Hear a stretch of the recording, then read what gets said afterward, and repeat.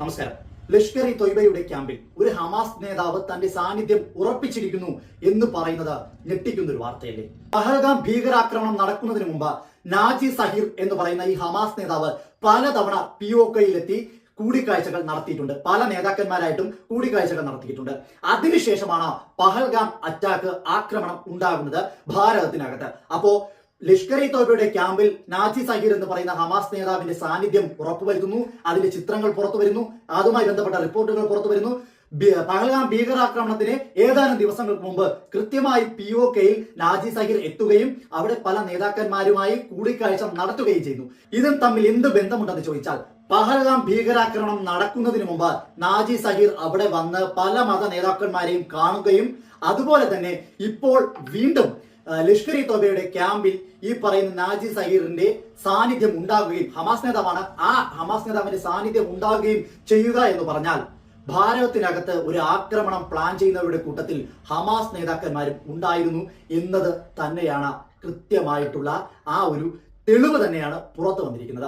അതായത് പഹൽഗാം ഭീകരാക്രമണം, ഭാരതത്തെ നടുക്കിയ പഹൽഗാം ഭീകരാക്രമണത്തിൽ ലഷ്കർ ഇ തൊയ്ബയ്ക്ക് സപ്പോർട്ടായി നിന്നത് ഹമാസ് നേതാക്കളും കൂടി ആയിരുന്നു എന്നുള്ള ഞെട്ടിക്കുന്ന റിപ്പോർട്ടുകൾ, ആ റിപ്പോർട്ടുകൾ ചിത്രങ്ങൾ സഹിതമാണ് ഇപ്പോൾ പുറത്തു വന്നുകൊണ്ടിരിക്കുന്നത്.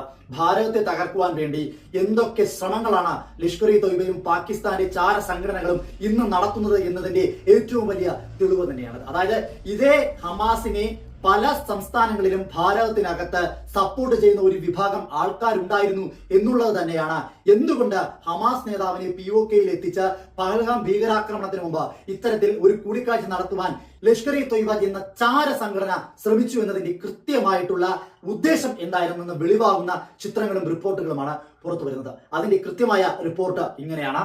പാകിസ്ഥാനിലെ ഗുജ്റാൻ വാലിയിൽ നടന്ന ലഷ്കർ ഭീകര ക്യാമ്പിൽ മുഖ്യാതിഥിയായി പങ്കെടുത്തത് ഹമാസ് നേതാവ് നാജി സഹീർ. ലഷ്കറിന്റെ രാഷ്ട്രീയ മുഖമായ പാകിസ്ഥാൻ അർക്കാസി മുസ്ലിം ലീഗ് ആണ് പരിപാടി സംഘടിപ്പിച്ചത്.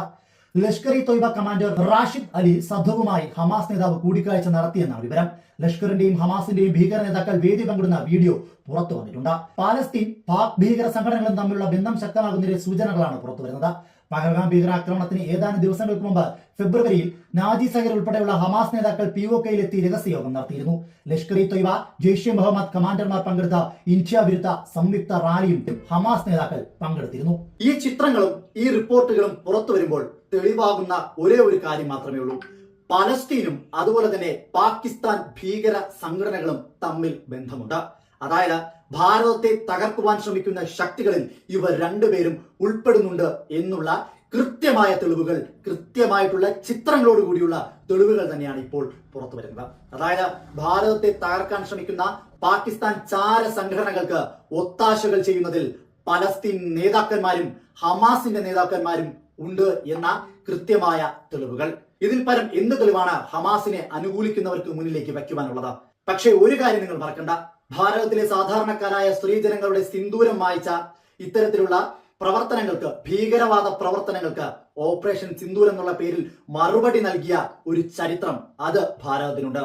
ഇനിയും ഭാരതത്തെ തൊട്ടുനോവിക്കാൻ നിന്നാൽ വീണ്ടും ആ ചരിത്രം ഒന്നുകൂടി ആവർത്തിക്കുക തന്നെ ചെയ്യും.